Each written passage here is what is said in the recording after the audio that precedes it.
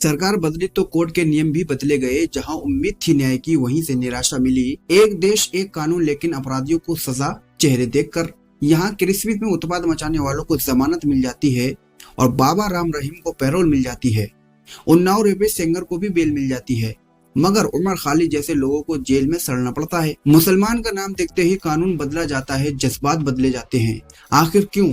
बताऊंगा पूरी खबर। सुप्रीम कोर्ट ने क्या फैसला सुनाया है उमर खालिद के खिलाफ, और बताऊंगा क्या है पूरा मामला। बने रहे इस पूरे वीडियो में और खबर को विस्तार से जानकारी के साथ समझिए। सलाम वालेकुम, मैं हूं गुलाम रजा और आपका स्वागत करता हूं इस न्यूज चैनल पर। कि सुप्रीम कोर्ट ने 2020 के उत्तर पूर्वी दिल्ली दंगों से जुड़े मामले में आज बेहद अहम फैसला सुनाया है। पिछले 5 सालों में जेल में बंद पूर्व JNU छात्र उमर खालिद और शर्जील इमाम की जमानत याचिकाओं पर कोर्ट ने अपना रुख साफ कर दिया है। जस्टिस अरविंद कुमार और जस्टिस NV अंजारिया की बेंच ने उमर खालिद और शर्जील इमाम की जमानत याचिका को खारिज कर दिया है। अदालत ने कहा कि इन दोनों अपराधियों के खिलाफ UAPA के तहत प्रथम दृष्टता प्राइमा फेसिया मामला बनता है। कोर्ट के अनुसार साजिश में इनकी भूमिका अन्य आरोपियों की तुलना में अलग और गंभीर स्तर पर थी। सुप्रीम कोर्ट ने निर्देश दिया है कि उमर खालिद अब 1 साल तक दोबारा जमानत के लिए आवेदन नहीं कर सकेंगे।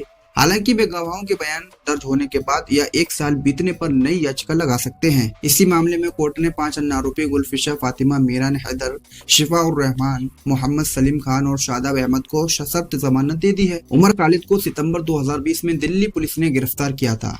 उन पर दिल्ली दंगों की साजिश रचने और भड़काऊ भाषण देने के आरोप में UAPA एक्ट के तहत मामला दर्ज किया गया था। तो दोस्तों, उमर खालिद और शर्जील इमाम की जमानत याचिका खारिज होने के बाद देश में एक नई बहस छिड़ गई है। एक तरफ जहां सत्ता पक्ष इसे न्याय की जीत बता रहा है, वहीं विपक्ष और कानून जानकार इसे व्यक्तिगत आजादी पर चोट मार रहे हैं। आइए देखते हैं इस फैसले पर किसने क्या कहा। तो फैसले के तुरंत बाद बीजेपी ने विपक्ष पर हमला बोलते हुए शहजाद पूनावाला बीजेपी प्रवक्ता सत्यमेव जयते सुप्रीम कोर्ट का फैसला राहुल गांधी और उस पूरे इकोसिस्टम के मुंह पर तमाचा है जो उमर खालिद जैसे अर्नब नक्सलियों को पीड़ित बताकर उनका बचाव करते हैं। दिल्ली दंगे कोई इत्तेफाक नहीं बल्कि भारत की संप्रभुता पर एक सुनियोजित हमला था, ऐसा शहजाद पूनावाला का कहना है। लेकिन बीजेपी का आरोप यह है पार्टी ने कांग्रेस से माफी की मांग की है और कहा है कि देश विरोधी ताकतों को संरक्षण देने वालों का चेहरा आज बेनकाब हो गया है। दूसरी ओर कानूनी विशेषज्ञों ने ट्रायल में हो रही देरी और UAPA के बड़े प्रावधानों पर चिंता जताई है। कपिल सिब्बल एक वरिष्ठ वकील हैं, उनका कहना है कि किसी व्यक्ति को बिना ट्रायल के 5 साल तक जेल में रखना न्याय नहीं है। अगर गवाहों की लंबी सूची के कारण ट्रायल में सालों लग रहे हैं तो जमानत इसका नियम है, और अगर ऐसा नहीं है तो फिर जेल अपवाद का सिद्धांत कहाँ गया?